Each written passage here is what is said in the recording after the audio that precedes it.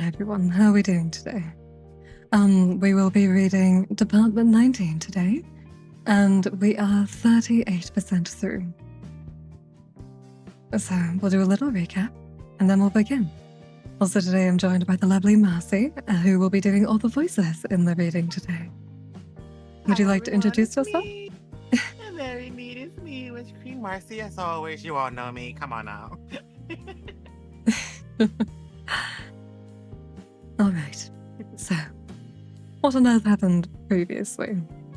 It was honestly, I think, the most disturbing chapter so far. It was about Jamie's mother, who we know is called Mary. It's about the torture she endured. And yes, it was a bit difficult to watch, and Alexandria doesn't seem to have a motive or anything aside from wanting the entire Carpenter family to suffer. After that, it goes back to Jamie, and he goes downwards with Frankenstein, and they find a dead body with the words, "Tell the boy to come," engraved on its chest. Inside the dead person's mouth, there's a picture of his mother in her current state, and Jamie just can't deal with this, and he breaks down. And yes, for this next chapter, we'll be going back in time to 1928, to John Carpenter, Jamie's dad, who's now dead. Would you like to read the first part, Marcy? 1 second, I'm really my model. Like, literally 1 second. Alright, I'll do the first page then. Chapter 20, The City That Never Sleeps, Part 1, New York, the 30th of December, 1928. John Carpenter stood on the prow of the RMS Majestic as the great liner steamed slowly into upper New York Bay. It was just after 9 o'clock and dark. A pale covering of cloud hung low in the night sky, from which heavy flakes of snow were steadily falling. To the starboard, the high walls of Fort Hamilton was lined with soldiers who clapped and cheered and waved their caps in the air as the Majestic passed. She was the largest ship in the world, more than 9 football fields long, with 8 stories of blazing light above her enormous hull, and her arrival was an occasion, even in a city as used to the spectacular as New York. Carpenter pulled his overcoat tight around his shoulders and lit one of the Turkish cigarettes his wife had packed for him, curling his hand around it to protect it from the snow. It was settling on the damp deck and in his hair, and it was getting cold, the night air crisp and still, punctuated by snatches of music and laughter from below decks. Dinner was being served in the ballroom below the funnels, but Carpenter wasn't hungry. He was impatient to leave the ship, and he would eat once he had done so. He had wanted for nothing on the crossing from Southampton. His stateroom was almost obscenely opulent. The stewards and staff as attentive as anyone could ask for.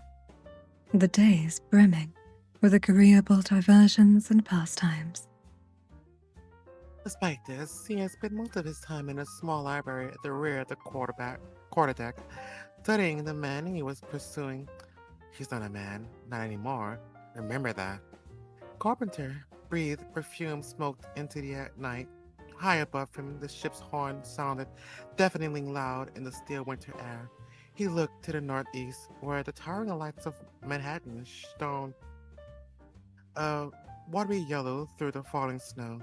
Checking the watch Olivia had given him before he departed, he saw that the Majestic was going to arrive more than 2 hours early. A good start. He pitched the half-smoked cigarette over the rail and watched back along the promenade desk, quickening his pace as the skyscrapers of New York loomed behind him. Carpenter was the first to leave the ship, having packed his trunk long before the majestic sighted land.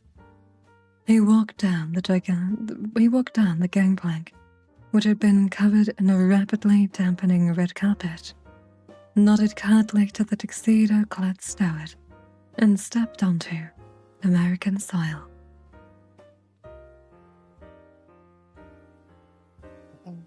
The heels of his boots crunched the settling snow as he walked along Pier 59 towards the White Star Terminal.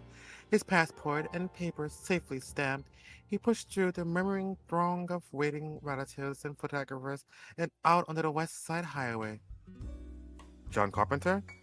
The voice held him from the corner of the West 34th Street. Through the falling snow, he could make out the shape of a man in a dark overcoat and hat, sifting his way rapidly from one foot to the other, perhaps impatiently, perhaps in an attempt to stave off the rapidly pumping temperature.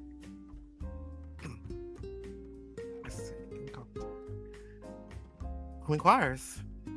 Carpenter replied. As he spoke, he slipped his right hand into his coat pocket and gripped the wooden stake he had placed there before he disembarked. The man who stepped from the shadows was a short, rotund fellow in his mid-40s, wearing a brown tweed suit and a red and white polka dot bow tie. Above this garish neckwear was an alcohol-rouged face that beamed with benevolence, eyes twinkling beneath wildly bushing eyebrows, flanking a squat tomato nose that in turn nestled above an impressively wide mustache. That was a dark brown trilby, and he smiled broadly at Carpenter's approach. It is you, he said, suddenly relieved. John Carpenter, you look exactly like your photograph. I say again, Carpenter replied, his voice flat and even. Who inquires? Why, I'm Willis, Mr. Carpenter. Bertrand Willis. I want to leave, you were expecting me, so must confess, I find myself... Credentials? said Carpenter. Slowly, he added, as the man moved his hand to his pockets. Willis drew a leather billfold from the inside pocket of his suit jacket and held it out to Carpenter, who lifted it carefully from the man's fingers and flipped it open. Inside were 3 documents. The first was a passport in the name of Bertrand Willis of Saddle River, New Jersey. The second was a telegram containing Carpenter's travel itinerary and likeness. The third was a memorandum from the Attorney General of State of New York, authorizing Willis to take whatever measures he deemed appropriate to assist a Mr. John Carpenter of London, England, in the resolution of his duties without fear of legal recourse. He closed the wallet and passed it back to Willis. Everything appears to be in order, he said. Apologies for my caution, but one can never... Willis waved a hand that suggested that if any offense had been taken, it was early forgotten. I understand perfectly, sir, he said, especially in such trying times. In fact, I would venture that such caution is what led founders to entrust you with such a valuable task as your first solo assignment, no? Carpenter looked at Willis for signs of mockery, saw none, and smiled instead. There was steel in this fellow. Beneath the smiles and good cheer, he stepped forward and extended his hand. John Carpenter, he said, at your service. Bertrand Willis, the man repeated, accepting the hand. At yours. It is very fine to meet you, John. Very fine indeed. Are you hungry? Shall we prepare for supper? Carpenter's stomach rumbled. That sounds like an excellent idea, he replied. Willis beamed from ear to ear. I know a fine place not 5 blocks from here. That chef does a belly pork that will simply melt in your mouth. This way. Willis turned and headed off along West 34th Street at a pace that was surprising for a fellow of his stature. The two men walked briskly across the junctions of 11th and 10th Avenues. Willis talked incessantly about everything and nothing. The snow, the architecture, the baseball results, the relentless rise of the Wall Street banks. Carpenter's head spun as he attempted to keep up with the endless diverging topics of conversation, but he found the man engaging company. His enthusiasm and boundless good cheer was infectious. At the corner of 8th Avenue, Willis had made a right turn, and halfway down the block between 34th and 33rd, he ducked under a red and white awning stenciled with the words Chelsea Bar and Grill. The room beyond the door was dark, lit only by tall red candles that were placed on the clustered tables, with the heady scents of garlic and rosemary filling the air. Nearly all the tables were occupied, well-heeled men and women, dressed for the theatre, sat alongside dock workers in battered oilskins fresh from the yards, and jazz girls in feather boas and veils, fueling themselves for the late-night exertions of the city's dance halls.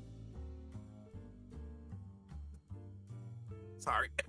It's okay, take your time, Willis. darling. Are you okay, I was Nelson? soaking on water. Shoot, I'm sorry. Willis weaved past the waiters to a small table at the rear of the room. A disarmingly handsome olive-skinned waiter appeared next to their table, flicking a long curl of black hair away from his forehead, and Willis ordered tea and bread. They sat in companionable silence until the young man returned with a basket of focaccia, a large teapot, and 2 china cups, and asked if they were ready for order. Carpenter ordered the belly pork, noting a small nod of approval from Willis as he did so, with roast potatoes and green beans. Willis ordered the same, then lifted the teapot and poured the dark red wine into the cups. I'm sorry that we cannot drink from glasses like civilized men, said Willis. Prohibition was reduced us to this, however, the quality of the wine should not be impaired by the vessel. Carpenter raised this Carpenter raised his cup, took a long sip, then told Willis that he would like to hear everything that he knew about the men he had pursued across the Atlantic. The American took a long pull from his own cup, settled himself comfortably into his chair, and began to talk. You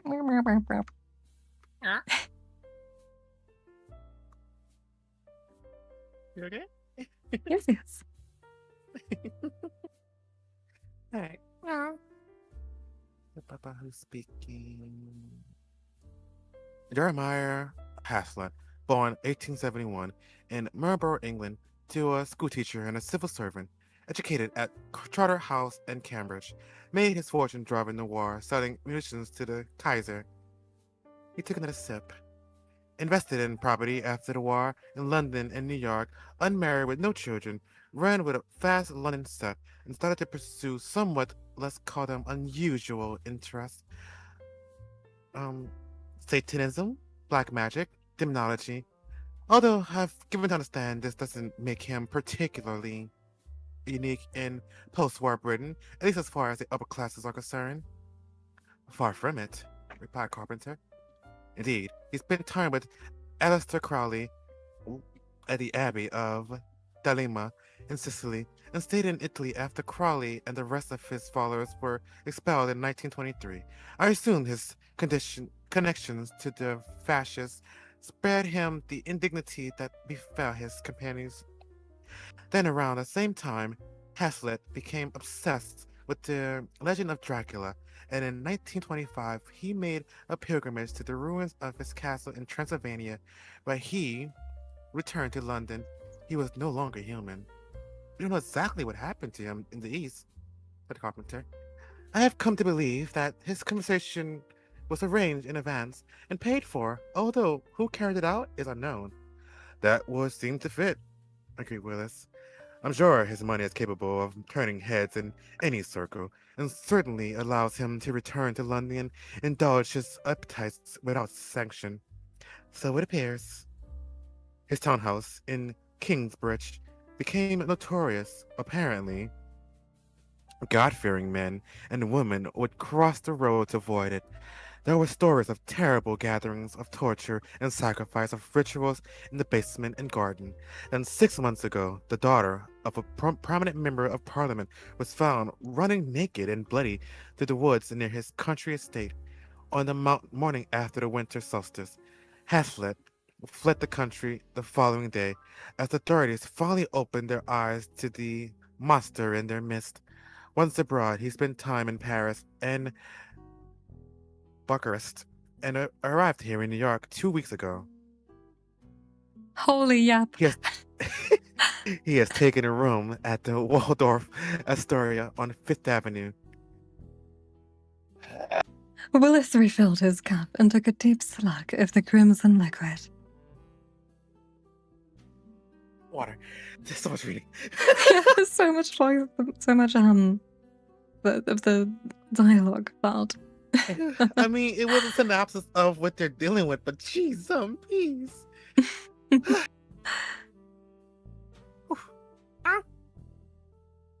I miss anything?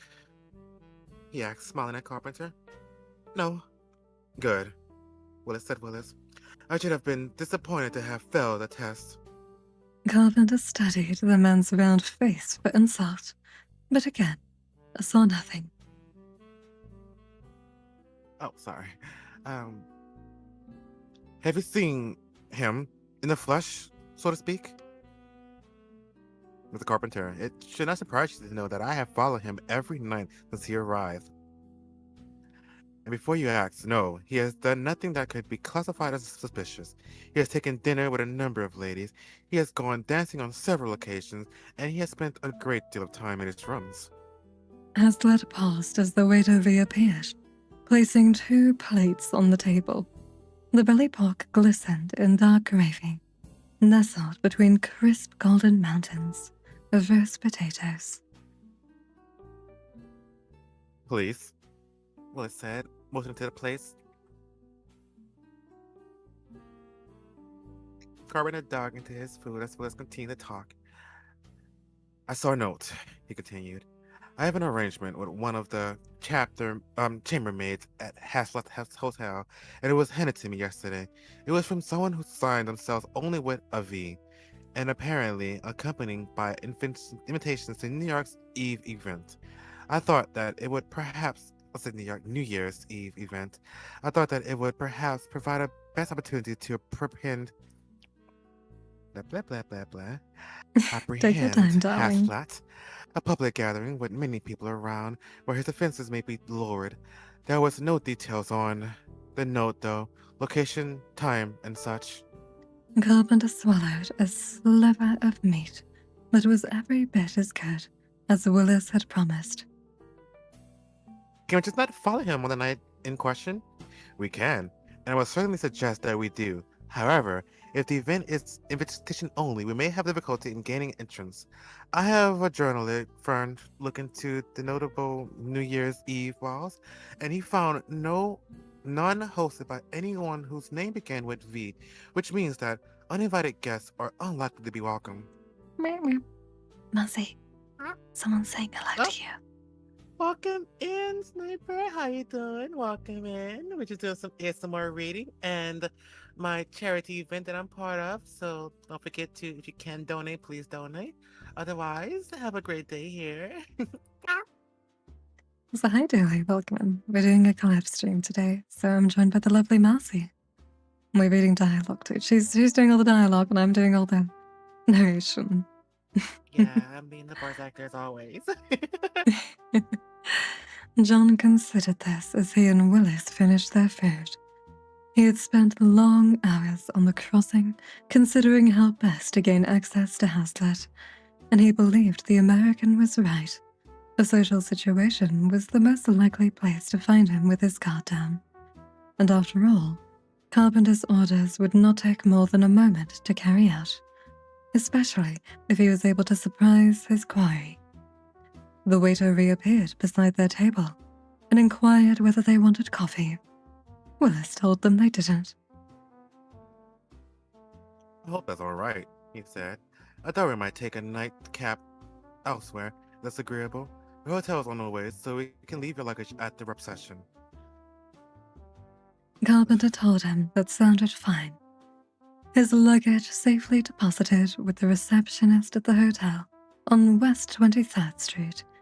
Carpenter followed Willis at a brisk pace down 8th Avenue and on to Hudson Street. They turned left on Grove Street, then right onto Bedford, and came to a halt in front of a plain brown door. Willis rapped on it and stood back. After several moments, a panel slid aside and a pair of eyes peered out the two of them. Good evening, Jack, said Willis. Bert, replied a voice from behind the door. There was a series of clicks and thuds as a number of loud locks were withdrawn. Then the door opened. Smoke, laughter, and jasmine spilled out onto the cold street, and Willis led Carpenter inside. Girl in a cocktail dress and a feathered boa took their coats and led them through a pair of double wooden doors into a large room, crammed with tables and booths. A man in a tuxedo was hammering out a jazz standard on a piano in one corner, and waitresses glided between the table, carrying trays of drinks. Smoke hung thickly in the air, and the room was alive with conversation and laughter. What is this place? Asked Carpenter. It's called Chumley's, replied Willis. It's a little oasis in this dry desert of temperance. What do you have? I'm happy to be led by you. Carpenter replied. The American led them the long bar that ran the length of one wall of squeaksy where they squeezed into a narrow space, Willie's elbow striking a neat man in a scarf and coat, waiting to be served. The man turned at once and regarded Willis with red, alcohol-soaked eyes. I'm terribly sorry, sir, he said, his upper-class accent mildly slurred. Allow me to issue and your companion with a libation. No need, sir, but thank you, replied Willis. Sadly, I must insist, said the man. Will you tell me your preference, or must I guess? Guesswork must be necessary. 2 scotches on the rocks will be appropriate. Appreciate it. Educated palates, exclaimed the man. How delightful. The barman, a thick, red-faced fellow, wearing a white apron and drying his hands on a black towel, appeared in front of the man. 2 scotches on the rocks, a gin and butter, and a vodka tonic, if you would be so kind. As the barman set about preparing the drinks, the man turned to Carpenter and Willis. He was perhaps in his mid-30s, with his hair neatly parted on the right-hand side, and a dark red dye beneath the white scarf he had draped around his shoulders. Scott Fitzgerald, he said, offering a hand towards them. A pleasure to meet your acquaintance. The 2 men took his hand in turn and introduced themselves. The barman delivered their drinks to the wooden counter, and Fitzgerald withdrew a small sheaf of bills from a tan leather wallet. As he did so, he looked over at his new acquaintances. Would you care to join me and my companions at our table? He asked, disposing a handful of notes on a bar. After a moment's hesitation... No, you can read it. Sorry, Mousy. Sorry. The back and forth is so hard sometimes. After meditation, in which a glance that was mostly bemusement passed between them, Carpenter and Willis agreed and followed Fitzgerald towards the corner of the tavern. The 3 men weaved through a thick fog of smoke and men and women in various states of inebriation. In the corner of the speakeasy was a small round table at which was set a huge figure. The man was awkwardly perched, on a three-legged wooden stool, and such was his size that the seat looked as though it had been procured from a dollhouse. He looked up as the three men approached and grunted. Good time. Sorry, Henry, replied Fitzgerald. The queue was quite significant. Hope you haven't become too thirsty in my absence. Thirsty enough. Fitzgerald laughed, as though this was the most delicious witticism he had ever heard, and turned to Carpenter and Willis, who were standing by the table looking down at the huge man. You sit down, gentlemen, said Fitzgerald. John Carpenter, Bertrand Willis, this is Henry Victor. Pleasure to make your acquaintance, Mr. Victor, said Willis, extending a hand. It hung pregnantly above the wooden table for a long second, until the giant slowly reached out and took it. Carpenter followed suit and sat back, his mind racing. Could it be him? The file is so vague, but the description is supposedly reliable. A chill raced up his spine.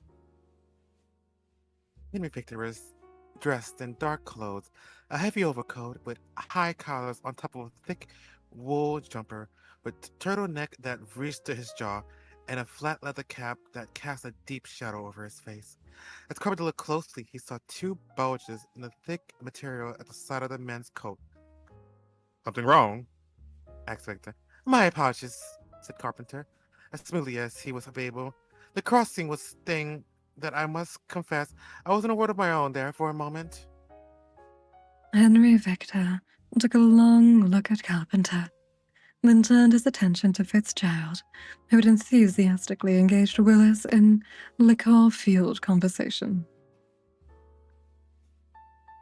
It went without saying that the renewed fuels were poor, he was saying, in his face swollen a picture of drunken unhappiness. If you write or never about the superficial of the rich and shallow, then you do not expect them to reward your efforts in the literary supplements. I must confess, I thought some of the notices unnecessarily unkind, but such is the literary game. I met with my editor today and found the conversation largely fruitless, as he wants what I do not have to offer him, a new novel. He looked around at his companions, suddenly aware that he had become the center of attention. He beamed an unconvincing smile.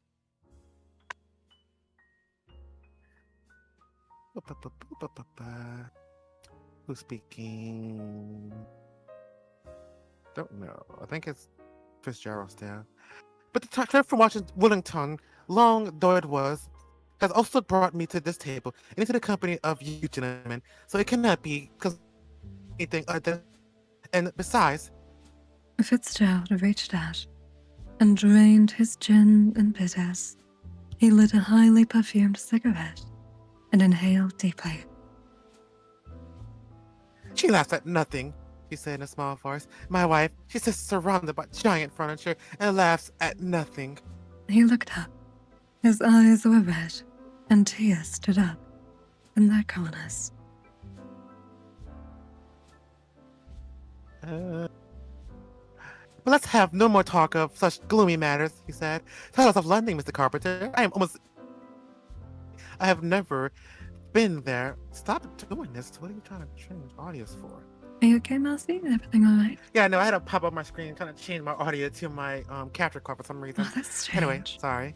No worries, darling. Everything's good. Carpenter did as he was asked, and the conversation resumed. After a time, Willis fought his way to the long bar and refilled their drinks, and the remainder of the night passed agreeably. So, hi Val. Thank you so much for the sub. I appreciate it. Nice. I hope you enjoy the reading. I'm joined by the lovely Marcy today. But yes, we're on chapter 21 at the moment. Also, Noxel, if you're looking for new books, I just finished a book called Alchemized, and I finished it today, actually, this morning. and it was excellent. I definitely recommend that one. Marcy, remember to drink some water. Take care of yourself. Yeah, I'm about to take medicine as well because Fishy had taken the medicine check earlier. I didn't take medicine, so I'm doing it really quickly with the water Take drink. your time, darling. Take your time. 2 seconds. Almost I'm done. gonna drink some water. Ow.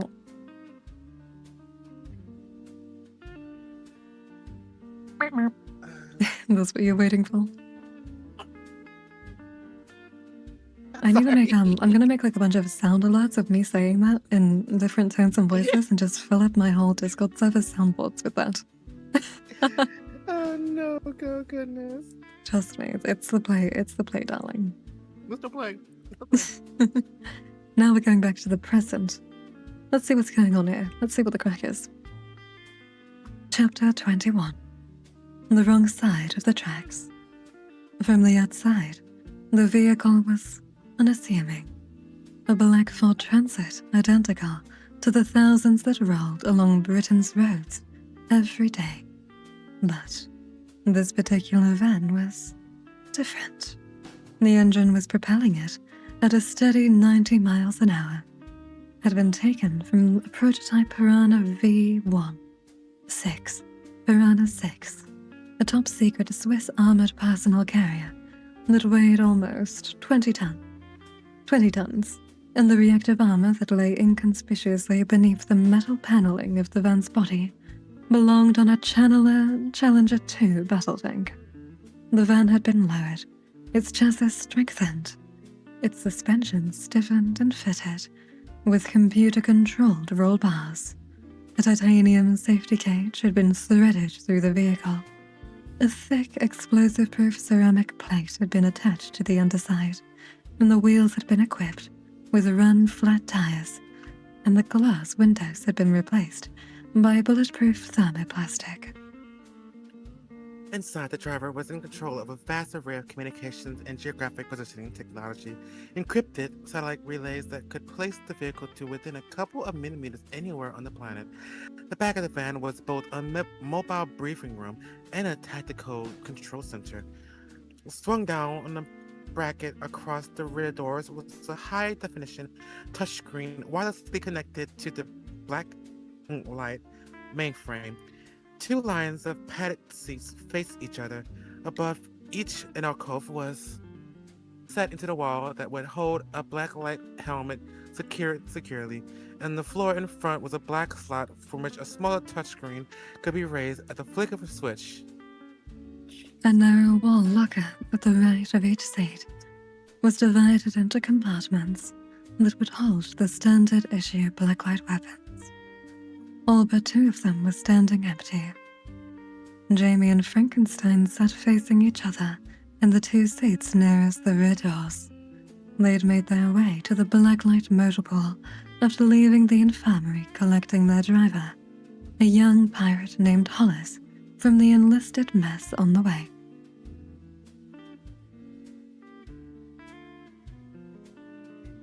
You okay, darling? No, miss. Yeah. Sorry. No worries. I'm here. Miss Morris had asked to come with them, asking more than once, with increasing desperation in his voice, but Frankenstein had told him it would not be necessary. Morris eventually accepted the decision sulkingly and had promised Jamie he would wait in the lab for the final results of the photo analysis, in case the technicians found something that could help. Jamie didn't believe they would, but thanked him anyway.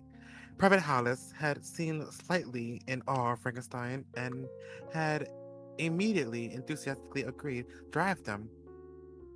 The young operator was visually cut off from them by a dividing wall behind the van's cab, but his nervous, enthusiastic voice appeared over an intercom every few minutes, updating their progress. Frankenstein said something, and Jamie tore himself away from the thoughts of his mother and looked at the huge man. Sorry? He said. I asked if you're ready for this. I think I just got my answer. Jamie felt a warm blush rise in his cheeks. I am ready, he said. I am. Tell me what I need to know. Frankenstein gave him a long look, then began to talk Good luck, Marcy. Let me hydrate. Long dialogue section incoming. And that's just long dialogue in a very deep voice that I did for Frankenstein.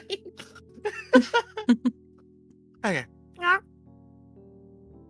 Most vampires in the world are not like Alessandro or Dracula or any of the other you may have seen on TV. The idea of an elegant, mysterious race of civilized monsters makes for good drama, but it is not the reality. The reality is that there is a vampire society out there that mirrors human society, with every type of lifestyle represented.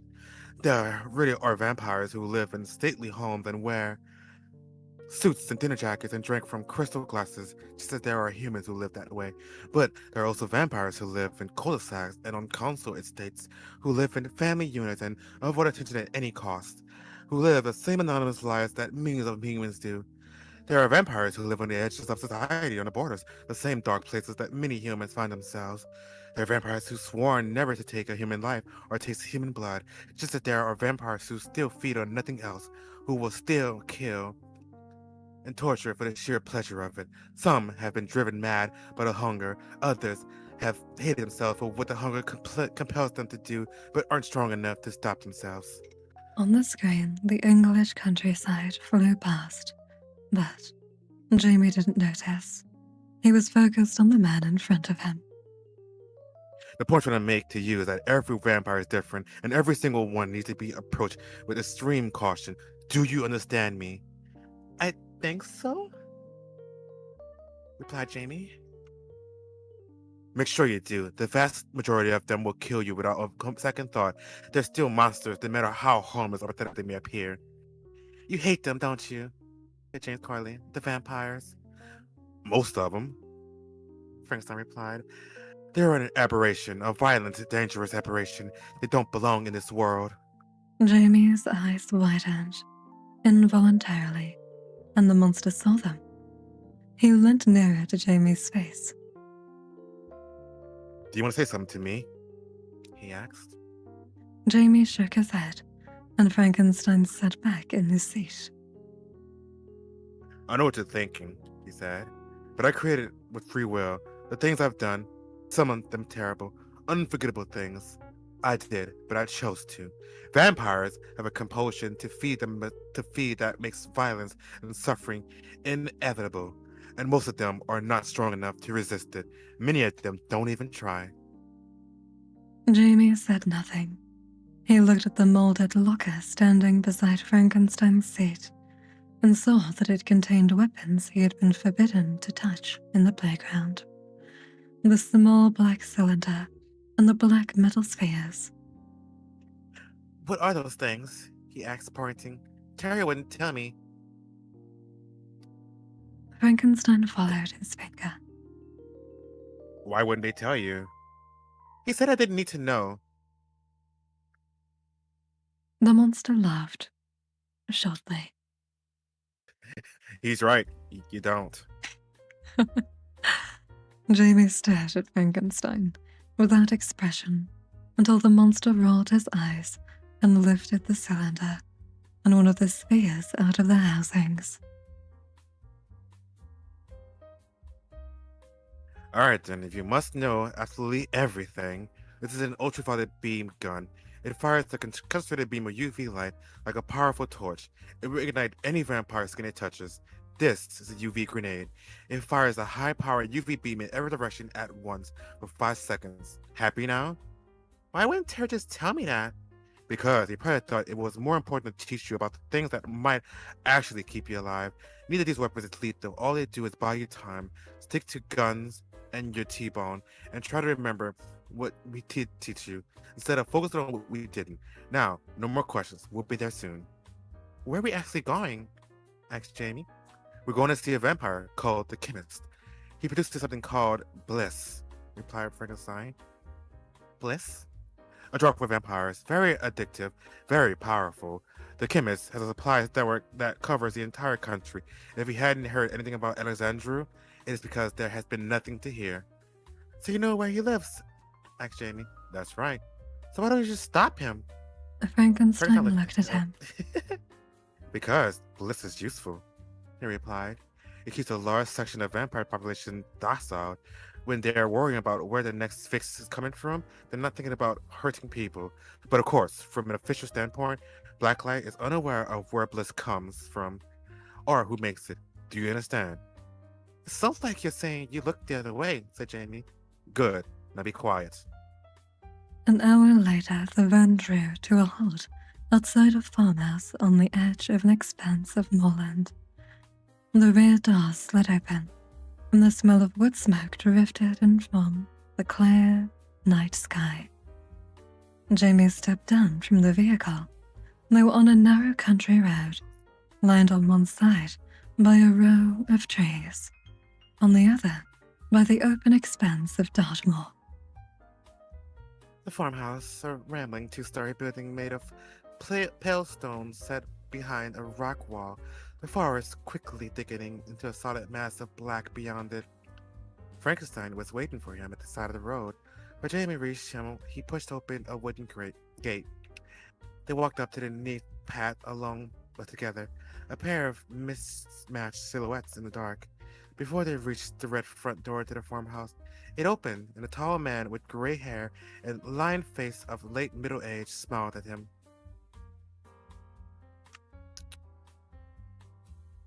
Please, he said, follow the pet to the back garden. I'll meet you there. Jamie smiled a bemused smile as they made their way round the garden. The warm, friendly welcome was not what he would have expected from either a vampire or a manufacturer of illegal drugs, and certainly not from a creature that was both. The scent of fallen blossom filled the air as they stepped carefully along a narrow path that ran along the side of the house. And when they emerged into a wide, beautiful night garden, the grey-haired vampire was waiting for them beneath an apple tree. 1 second. No Welcome one in, is talking to the Ted. time. How you doing? I am reading the awesome story with Solace here and doing a charity event the entire week. So welcome in, welcome. A wooden path ran down the center of the garden to a sturdy-looking gate at the far end, splitting halfway along to pass round the wide trunk of a tree, then joining back together. Two wide semicircles of lawn stood either side of the path, and the rest of the garden was filled with a series of overwhelmingly beautiful flower beds. Great sprays of angels' trumpets and moonflowers blossomed in darkness, as the scent of lavenders and hyacinths mingled in the air. Creeping clusters of Jacob's ladder and Adam's needle shone in the pale moonlight, the white lines standing out brightly, the grey leaves shimmering silver. Jamie looked around, overcome, as Frankenstein watched him, a smile threatening to emerge on his lips. "You like the garden?" asked the chemist, as Frankenstein steered the gawk continued towards the tree. "It's magnificent," said Jamie. "I've never seen anything like it." "That's because you sleep through the most beautiful part of the day." And the chemist, said the chemist in a smile voice in his face, "The darkness hides flaws and sins. The moon illuminates only the delicate and the elegant." "Who said that?" asked Jamie. "I did," grinned the chemist. "Colonel Frankenstein, always a pleasure. Follow me, please. We'll talk in the lab." The vampire floated down the garden, and the two men followed. They walked through the gate, which the chemist opened using a small touchpad concealed behind a curtain of ivy, and stepped onto a concrete path as smooth as a bowling lane. Orange lamps hung in the lower branches of trees, illuminating their destination. At the end of the path was a long metal building with flat ends and a rounded canopy that emerged from the ground on both sides. It looked as though someone had buried an incredibly long tin can in the ground. Electric lights shone through narrow windows cut into the walls, bathing the surrounding trees in pale white. The vampire turned the handle on the door at the front of the building, held it open, and the two visitors entered the lab. It was much louder than Jamie had been expecting. The laboratories he was used to were quiet places with oddly shaped glass beakers bubbling above Bunsen burners. This room was more like a small factory. Large extractor fans ran the length of the building on both sides, humming loudly. The chemist passed pairs of plastic goggles to Jamie and Frankenstein and led them to the end of the room. Next to a large vibrating extraction unit stood a bench covered in rectangular blocks of yellow-white powder. What's this? Jamie asked, and inquisitiveness getting the better of him. The chemist appeared at his shoulder. That's recrystallization heroin base, the vampire replied. It's what my shipment arrives as. I treat them with... He doesn't know those details. Frankenstein right behind them, his voice tinged with warning. Jamie shot him a look of wounded independence. I want to know, he said. Frankenstein shrugged, turned away, and examined the wall of the lab, where a map of the UK had been hung. It was covered in yellow circles, some of them overlapping each other, that covered almost every inch of the country. The chemist smiled at Jamie. It's heartening to see a boy who wants to learn about the world, he said, then guided Jamie into a second batch on which sat 6 shallow plastic bowls. 2 were far full of clear liquid. The other 4 contained a thick white solution. Ayo. Not like that, Sin. Not like that. Hi, Agent. Welcome in. I'm doing well. I hope you're doing well as well. Oh, goodness. Anyways. Yeah. This is sulfuric acid, he continued, motioning at the clear liquid. The heroin is dissolved into it. Then we add... Okay, we're not going to read all of this. No. That is too much detail. Nope. He gestured to the tanks with the white liquid in them, which is stable until it becomes a crystalline, and then add more either as well as the finer ingredients, and then leave it until they become blah, blah, blah, blah, blah. I know, but that's too much. The finer ingredient? Asked Jamie. The vampire smiled and guided Jamie to a third bench, which held 7 large plastic containers filled with a dark red liquid. Yeah, that was just getting too detailed in the creation of that. Like, no, I'm not reading all that in my voice. Too detailed, like, nope. Ow. This is what bliss is. This is what makes bliss into bliss. Hard. 1 second. You okay, darling? Sorry, my snack was stuck in my teeth, apparently. I had a piece of my snack Nice. was stuck in my teeth. I didn't realize. This is what makes bliss into bliss, said the chemist with obvious pride. Blood? Said Jamie. Of course, smiled the chemist. Human blood mixed into the heroin becomes, before it solidifies, 7 different types for 7 different drugs. A, B, B, and O. The basics, the cheap stuff, O negative, A1 negative, and OB positive for my premium customers. What's so special about them? Asked Jamie. They're rare. Oh, sorry. They're rare, said Frankenstein, in a voice booming in the enclosed space. They're not as easy to acquire. Easier than you might imagine, the vampire, smiling oddly at the monster before returning his gaze to Jamie. The last batch of the day needs to go into the acid, he said. Would you care to do the honors? Jamie could feel the disapproving heat of Frankenstein's gaze on the back of his neck and knew the monster was watching him, waiting to see what he would do next. Cool. Also, I'm very sorry, Enrique, but this chat is English only. I'm sorry, I can't understand that. Yeah. Yo sé que español, but no, keep it English though. Sorry, Marcy, continue. Nah, you're fine. Yeah. Cool, he said. Let's do it.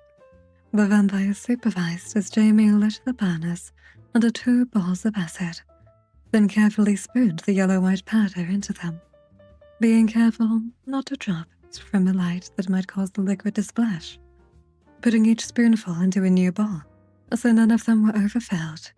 once the balls were bubbling away gently, the question that had been nagging at Jamie for several minutes burst to the surface. Marcy? Yeah?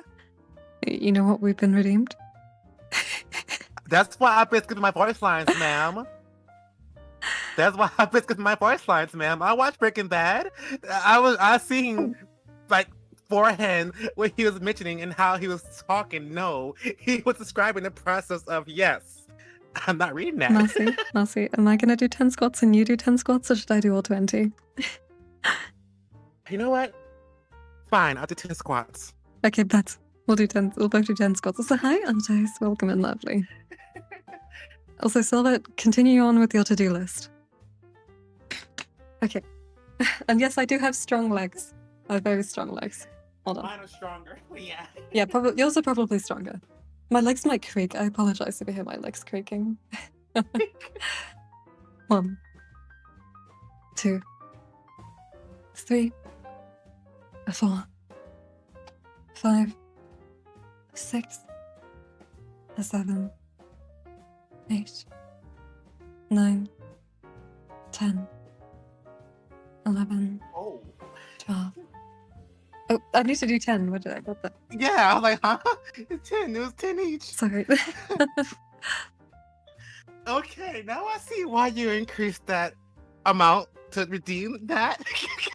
Really? I think My it's very legs may easy be for me. strong, but holy heck. Okay, that is tiring. No, I can see how tiring it could get. For me, I only get tired when it's above 40. I feel bad because the first time I met you, I kept making you do them. No, seriously, I can do 20. I can do 20 many, many times over and over again. It's only when it's 40 at once that I have an issue. All I need is like 15 minutes between each one. Also, I'm sorry, Fanny. I hope you can forgive me. And hi, Rad. Welcome in. Now I see why you raised the amount to redeem that. And I Panther. Like, I don't do squats normally, so that was a bit much for me to even do 10. I'm used to carrying everything, squatting with everything. So I have like no that muscle was on different. the top of my upper body, so like my upper body is really light, which makes squats very easy for me. But yeah. 20 over and over, it's tiring. For me, it only gets tiring after it gets to the like 120 stage. That's when it's hard. But I as long as I have like a space between each set of 20, then it's okay. Gotcha. Anyway, sorry. Let's keep reading, shall we? Okay. Whew.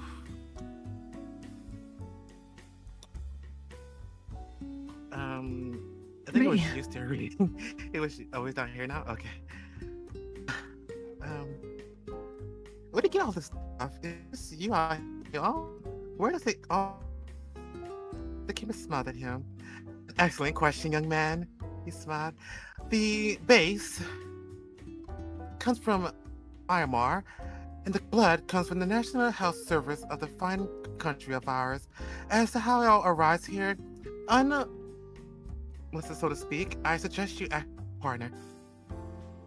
Jamie turned to Frankenstein, who flinched, ever so slightly.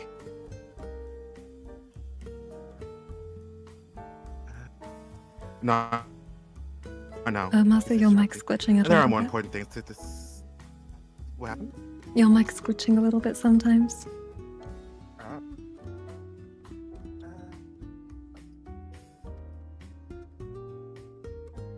Also, hi, Snipe. Fan down, maybe. Welcome in. Oh, Sniper's in your chat now. Okay. Wait, where are we? Also, I think we'll do for like we'll do until the end of this section, Marcy, and then yeah. Yeah, no. Is that alright with you, You darling? told me you weren't feeling well. You're fine. I Yeah. get it. Okay. Not now, he said sharply. There are more important things to discuss. The chemist raised his hands deferentially. By all means, he said. I do enjoy seeing someone take an interest in my work that I forgot to even ask you why you were here. I presume you're looking for information of some kind? Frankenstein nodded. I looked to Andrew, he replied. We need to know where he is. unless you might have heard something from one of your dealers or your customers. He almost spat the final word, his face drawn into a grimace of distaste, and the chemist's mouth narrowed. I'm afraid I haven't heard anything, the chemist replied, and it felt to Jamie as though the temperature in the lab had lowered by several degrees. On the bench next to Jamie, one of the bars of sulfuric acid began to bubble violently. The chemist moved towards it, and Frankenstein's hand slipped to the handle of the T-bone on his belt. The vampire stopped and stared at him. I don't believe you, said the monster evenly. I wonder why that is. Perhaps because it's your suspicious nature, replied the chemist. Or perhaps it's because you're not stupid. Well, that anyone who knows anything about that, the three brothers is going to lie to you. He took another step towards Jamie, and Frankenstein pulled the T-bone from its holster, letting the weapon hang by his side. I'd appreciate if you'd stay still, he said, his voice rumbling. Jamie looked back and forth between the monster and the vampire. Then, the ball of sulfuric acid convulsed in a huge bubble, spraying boiling liquid into the air of the lab, and sizzling onto the exposed skin of Jamie's neck and jaw. He screamed in pain, and both Frankenstein and the chemist ran to him. Jamie clamped his gloved hand over the wounds, and the fabric began to smoke. The pain was beyond anything he had ever felt before. It was as though a million tiny knives were cutting into his flesh. He screamed again, and his skin began to melt.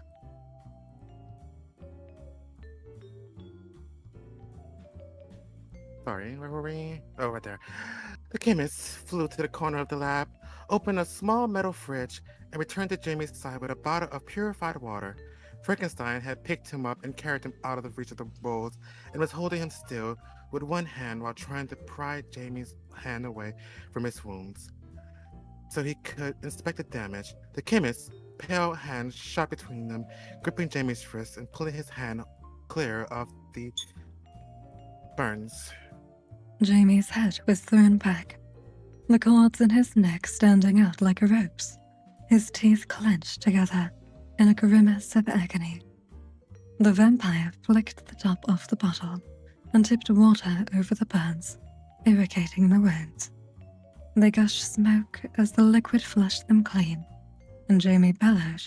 Then, the wounds, a bright red patch of at least 10 individual burns stretching from the collar of his uniform to just below his right ear, began to bleed. The chemist's eyes turned red. Frankenstein slowed happen and fumbled for the T-bone, which had fallen to the laboratory floor. Thank you for the water consume fig. Me and Marcy will drink real quick. Thank you for the head everything. Give me 1 second. A 3. No, thank you for the head pats. Enrique. You okay, Marcy? Yeah. Alright, just checking up on you. Thank you. You're the one that's not feeling well. I'm fine. No, for me, Thank you. it's just my head. I always have like headaches. You're fine, hon. Okay.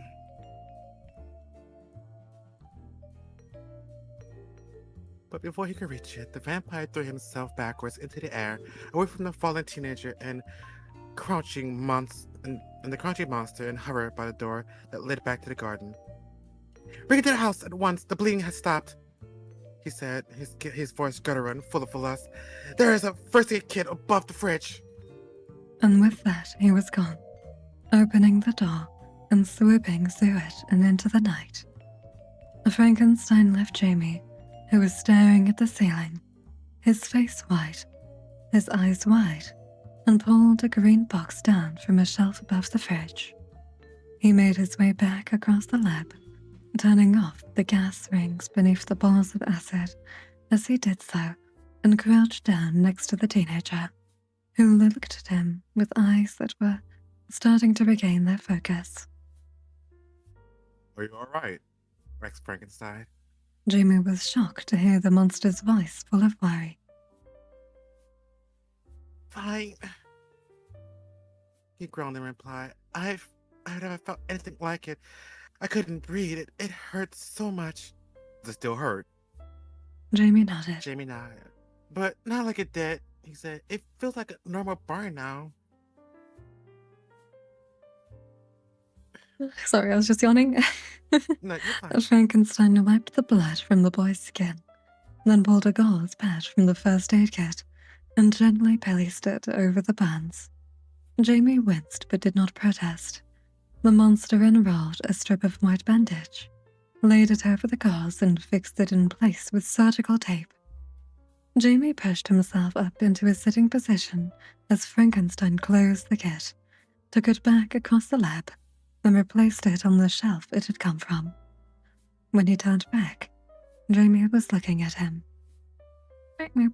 Also, unfortunately, I don't often do gaming streams, but Marcy does. So, Yeah. if you want gaming streams, definitely tune into some of Marcy's.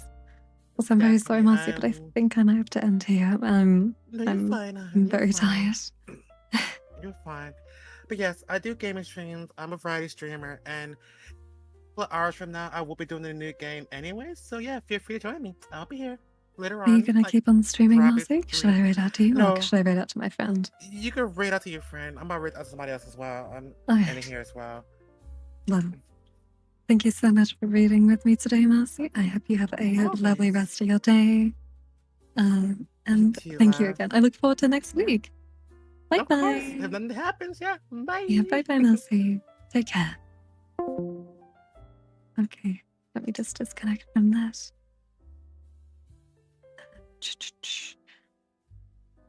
Thank you all for tuning in today. I hope you have a lovely rest of your day, night, anytime it is for you. Stay safe, don't panic, and may you all live in interesting times. We'll be raiding out to, let's see.